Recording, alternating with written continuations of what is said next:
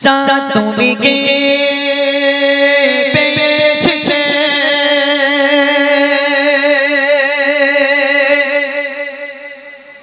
নবীর রূপে আলো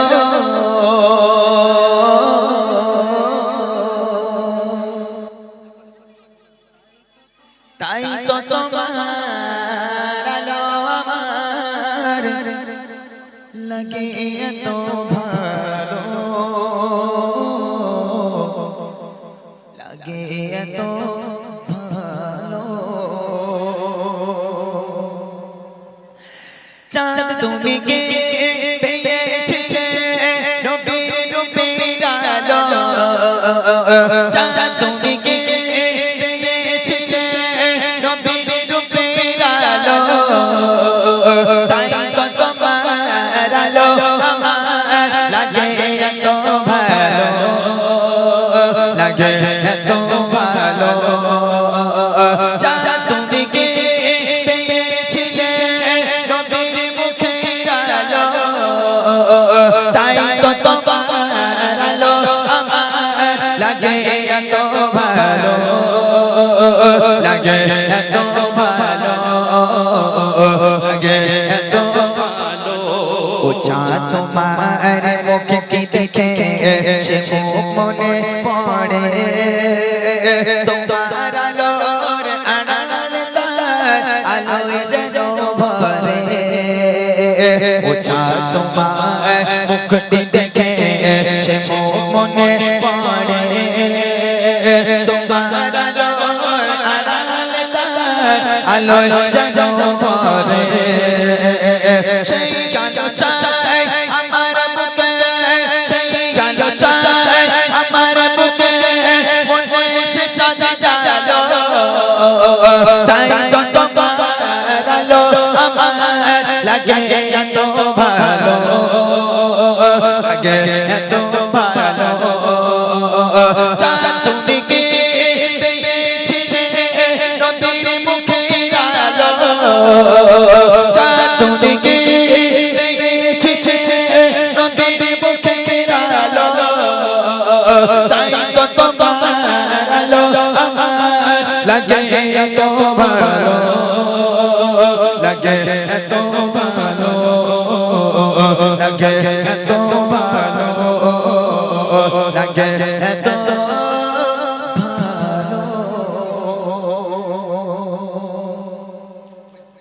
পাল তুলে দিয়ে গাইবো একসঙ্গে গ্রামবাসীকে নিয়ে গজল বলে বিদায় নেব ঠিক আছে ইনশাআল্লাহ চলো দাও সাউন্ড দাও দে দে পাল তুলে দে দে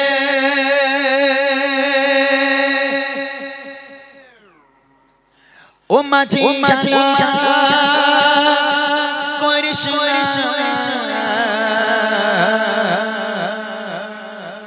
ছেড়ে দে নৌকা মাঝি যাব মদিনা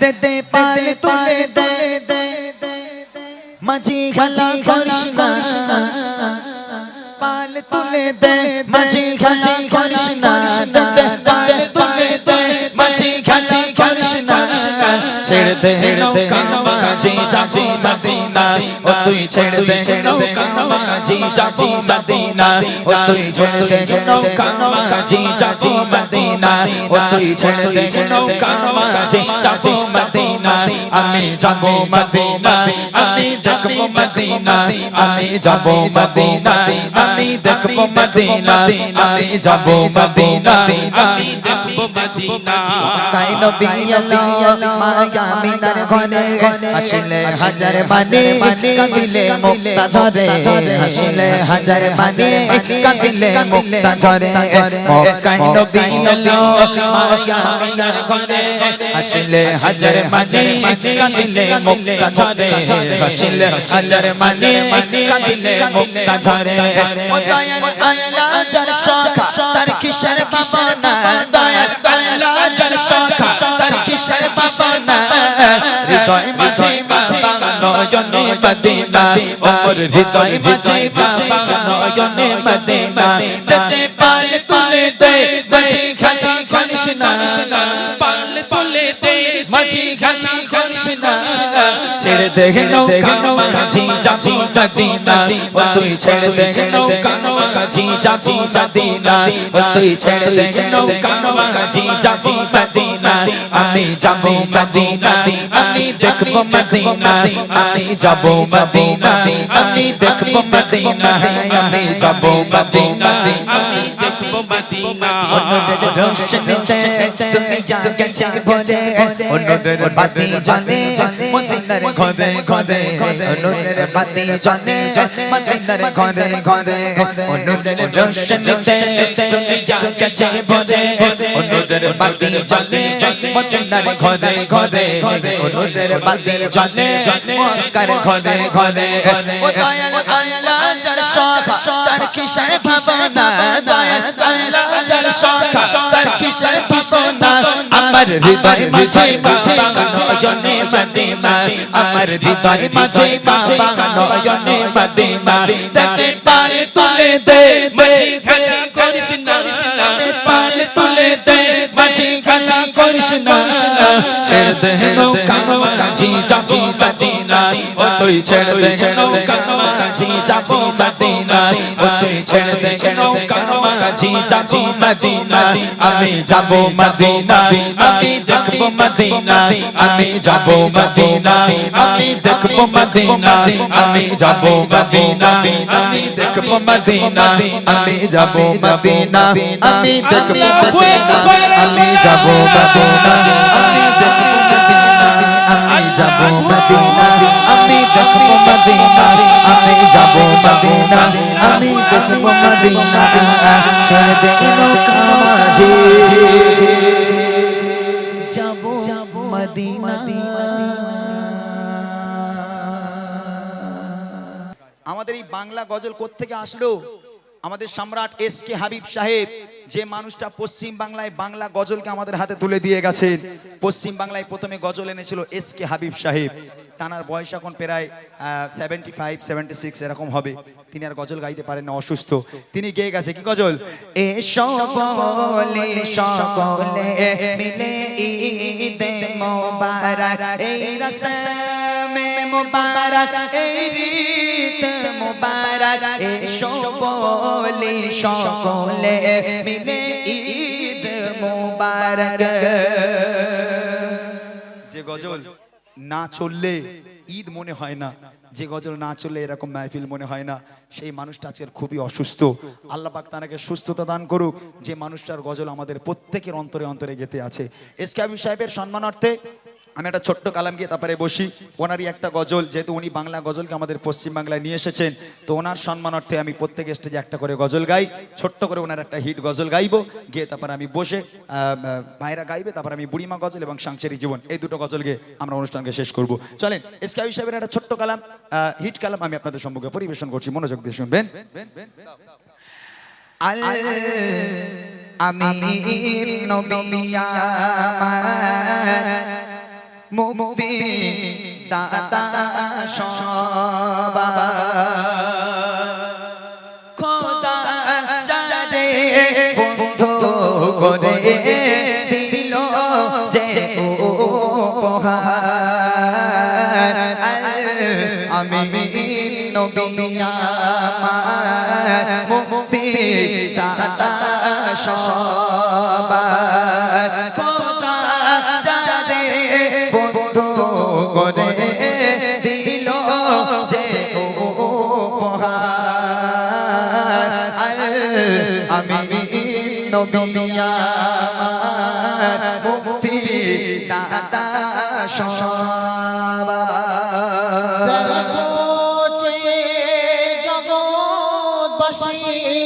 দেখো দেখো রবি শশী দয়া মায়া সাগর লো সবার মুখে ফোটায় হাসি।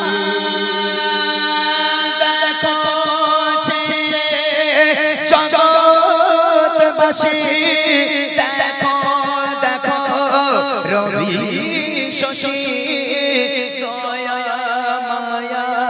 সাগর এলো সবার মুখে ফোটায় হাসি শোনে ফারিস্তারা দেখে হবে আতোয়ারা হয়নি এমন হবে না মুহাম্মদ নাম যায় আমি নবী আমার মুক্তি দাতা সবার পথে ধারে বাঁধা ছিল অবলা বনের হরিণ সে পথ দিয়ে যেতেছিলেন আমার প্রিয় নবী করিম পথের ধারে বাঁধা ছিল অবলায় বনের গদি সে পথ দিয়ে যেতেছিলেন আমার প্রিয় নবী করে কে বলে নবীজিকে ছেড়ে দাও গো আজাবাকে কোচি কোচি বাচ্চা আমার পিপাসায় কারা আমি নবী আমার মুক্তি দাতা সবার এমন নবী কোথায় পাবে কাকর পাথর যার সাক্ষ্য দেবে পিঠে মোহরে নবুয়াত নিয়ে বোরাক চড়ে যাবে নবী কোথায় পাবে কাকর পাথর যায় সাক্ষ্য দেবে পিঠে মোহরে নবুয়াত নিয়ে বোরাক চড়ে মিরা যাবে কাঁদিবে কে এমন আরশ ধরে উম্মতের তরে ওই মেহেশারে আবুল কালাম ধন্য হলো উম্মত হয়ে দাঁড়ায় আমি নবী আমার মুক্তি দাতা সবার শোনালাম এসকাবি সাহেবের সম্মানার্থে একটা গজল মাশাআল্লাহ। তবে একটা জিনিস আমি খুবই ভয় পেয়েছিলাম এইখানে গজল বলতে উঠে। কেমন ভয়? কেননা আমি জানি রাস্তার উপরে হচ্ছে মানে মানুষজন দুটো তিনটে গজল শুনে সবাই চলে যাবে, এটা আমি ভয় পেয়েছিলাম। তবে মাশাআল্লাহ আপনারা যেভাবে বসে বসে শুনছেন আলহামদুলিল্লাহ। আমি ওই জন্যই বুড়িরা এখনো ঘুম পাড়িয়ে রেখেছি। আমি জানি বুড়ি তুললি এখন প্রোগ্রাম শেষ, ওই জন্য বুড়িমাকে আমি এখনো পর্যন্ত আর মানে নিয়ে আসিনি। বুড়িমাকে নিয়ে আসবো, আমার ভাইরা একটা দুটো গজল গাইবে, তারপর বুড়িমা হবে। আর আমি এটাও জানি বুড়িমা আমি না গাইলে কেউ বাড়ি যাচ্ছে না, এই আমি জানি। সব জায়গায় প্রত্যেক জায়গায় যতই বড় অনুষ্ঠান হোক না কেন, বুড়িমা গেয়ে দিলাম, বুড়িমা শেষ, প্রোগ্রাম শেষ, সবাই এক এক করে উঠে চলে গেল, এরকমই হয়। ওই জন্য আমি বুড়িরে যখনই আসি ঘরের মধ্যে ঘুম পাড়িয়ে রেখে আসি, বলি চুপ করে ঘুমোবে, এখন কোনো কথা বলবে না, যখন ডাকবো তখন উঠে যাবে স্টেজে, কোনো সমস্যা নেই। আলহামদুলিল্লাহ আমরা আমাদের মোটা ভাই এবং মুর্শিদ আলম তাদের কণ্ঠে দুটো গজল শুনবো। তারপর ইনশাল্লাহ আমি এসে আপনাদের বুড়িমা বুড়িমা গজলটি এবং সেই সাংসারিক জীবন এই দুটো গজল আপনাদের সম্মুখে আমি পরিবেশন করব। এ বাচ্চারা ঝামেলা করছিস কেন বাবা? হ্যাঁ এমন করিস কেন? তোদের রিকোয়েস্ট কি বল?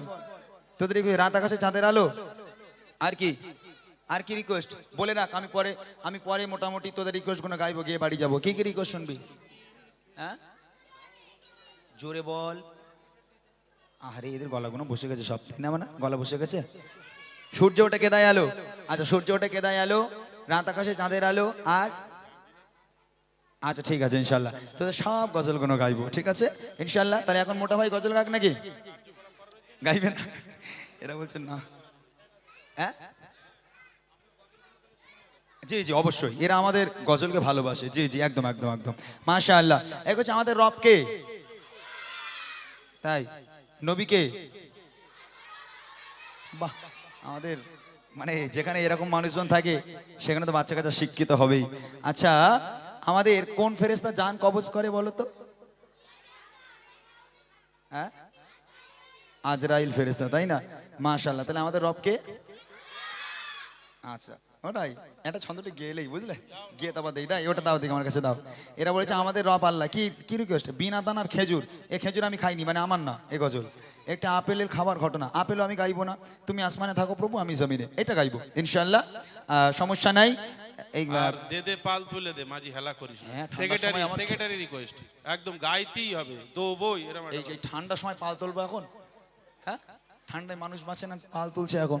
আচ্ছা ঠিক আছে, তাহলে আমাদের রবকে, আমার বাড়িতে ক্লাস করাই তোমরা জানো, রবিবার করে ক্লাস হয়, 60 জন স্টুডেন্ট আছে তোমাদের মতো বাচ্চা কাচ্চা, তারা এক একজন এক এক রকম শিল্পী। এখন যারা পশ্চিমবাংলায় বহু জায়গায় প্রোগ্রাম করে বেড়াচ্ছে, তোমাদের মতো এরকম চিটকেনা চিটকেনা আছে কিছু, অনেক বাচ্চা কাচ্চা আছে আমার কাছে গজল শেখে।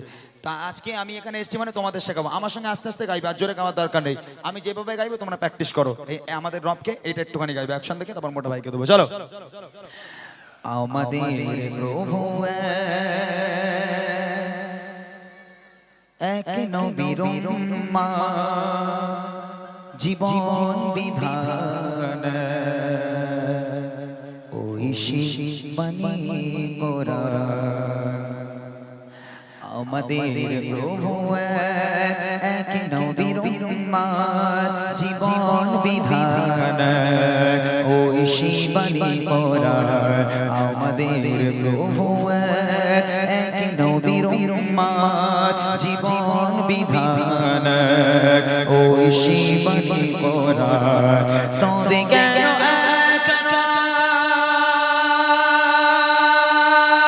হে মুসলমান করিয়া হুবান, তবে কেন হে মুসলমান করিয়া হুবান। আমাদের প্রভু এক নবীর উম্মত, জীবন বিধান ঐশী বাণী কোরআন। আমাদের প্রভু এক নবীর উম্মত, জীবন বিধান ঐশী বাণী কোরআন। বাইতুল্লাহ মদিনা শরীফ উহুদ পাহাড় বদরের মাঠ। বাইতুল্লাহ মদিনা শরীফ উহুদ পাহাড় বদরের মাঠ। একটাই তো জীবন একটাই মরণ, একটাই তো জীবন একটাই মরণ। মিলে মিশে একই সাথে একটাই প্রাণ। তবে কেন হে মুসলমান করিয়া হুবান, তবে কেন হে মুসলমান করিয়া হুবান। আমাদের প্রভু এক নবীর উম্মত, জীবন বিধান ঐশী বাণী কোরআন। ঐশী বাণী কোরআন।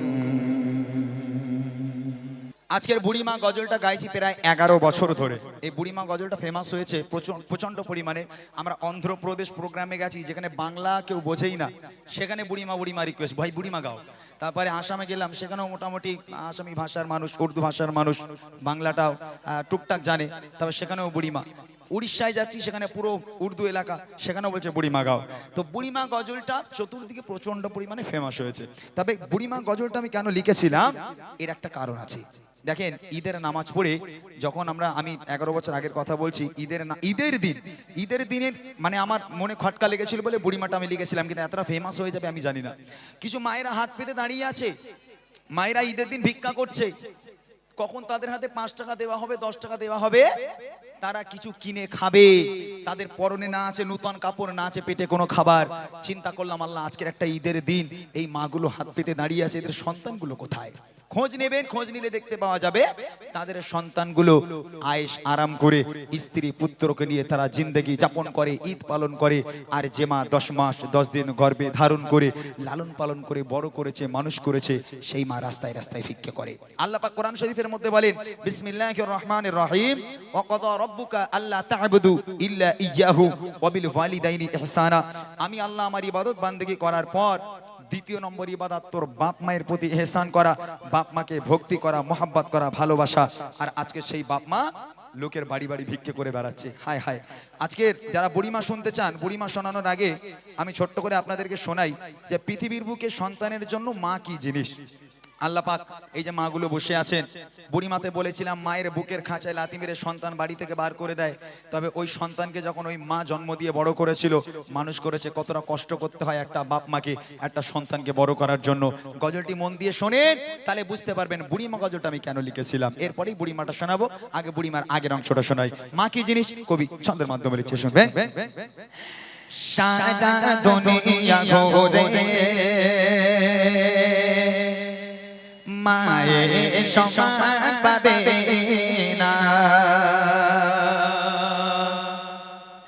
সারা দুনিয়া ঘুরে মায়ের সমান পাবে না, সারা দুনিয়া ঘুরে মায়ের সমান পাবে না। সারা তো ছাড়া এ দুনিয়া, সারা তো ছাড়া এ দুনিয়া কেউ তো আপন হবে না, সারা দুনিয়া ঘুরে মায়ের সমান পাবে না, সারা দুনিয়া ঘুরে মায়ের সমান পাবে না। সারা তো ছাড়া এ দুনিয়া, সারা তো ছাড়া এ দুনিয়া কেউ তো আপন হবে না, সারা দুনিয়া ঘুরে মায়ের সমান পাবে না, সারা দুনিয়া ঘুরে মায়ের সমান পাবে না। একটা মা যখন একটা বাচ্চাকে জন্ম দেয়, এই শীতের রাতের বেলা কত মা সন্তান জন্ম দিল, ওই মায়ের কোলে সন্তান পায়খানা করলো, পেশাব করলো, মা খেতে যাচ্ছে সন্তান পায়খানা করে দিল, মা ঘুমাতে যাচ্ছে সন্তান পায়খানা করলো। আচ্ছা, কোনো দিনের জন্য কোনো মা বিরক্ত হয়ে একটা বারের জন্য কোনো মা বলতে পারে হতভাগা সন্তান দূর হয়ে যা, আজ থেকে অন্য ঘরে ঘুমা, আমি মা অন্য ঘরে ঘুমাই, কেননা তুই আমাকে খেতে দিস না, আমাকে ঘুমাতে দিস না, আমি তোর মতো বদমাইশকে নিয়ে ঘুমাবো না, দূর হয়ে যা। কোনো মা বলতে পারে? ওই সন্তান পায়খানা করে কেঁদে উঠলো, ওই রাতের বেলা মা কি করলো, সুন্দর করে পোছাপুছি করিয়ে দিয়ে সন্তানকে ঘুম পাড়িয়ে আরামের বিছানায় ঘুম পাড়িয়ে দিয়ে সারাটা রাত বসে বসে মা পাহারা দেয়।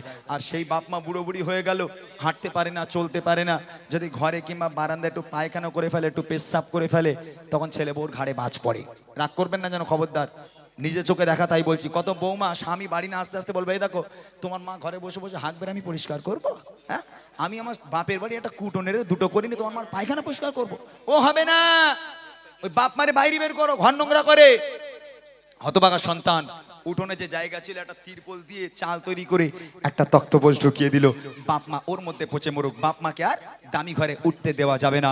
আল্লাহ পাক বলে, ওয়া কাদা রাব্বুকা আল্লা তা'বুদু ইল্লা ইয়্যাহু ওয়া বিল ওয়ালিদাইনি ইহসানা।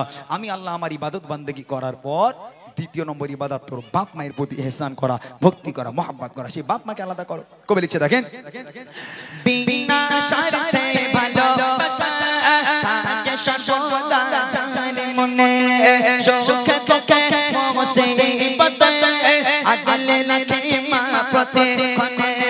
বিনা স্বার্থে ভালোবাসা থাকে সর্বদা যার মনে, সুখে দুঃখে মুসিবতে আগলে রাখে মা প্রত্যেকক্ষণে সেই মায়ের অবদান সেই মায়ের অবদান ভোলা তো বুঝাবে না সারা দুনিয়া ঘুরে মায়ের সংসার পাবে না সারা দুনিয়া ঘুরে মায়ের সংসার পাবে না সারা তো ছাড়া এ দুনিয়ায় সারা তো ছাড়া এ দুনিয়ায় কেউ তো আপন হবে না সারা দুনিয়া ঘুরে মায়ের সংসার পাবে না সারা দুনিয়া ঘুরে মায়ের সংসার পাবে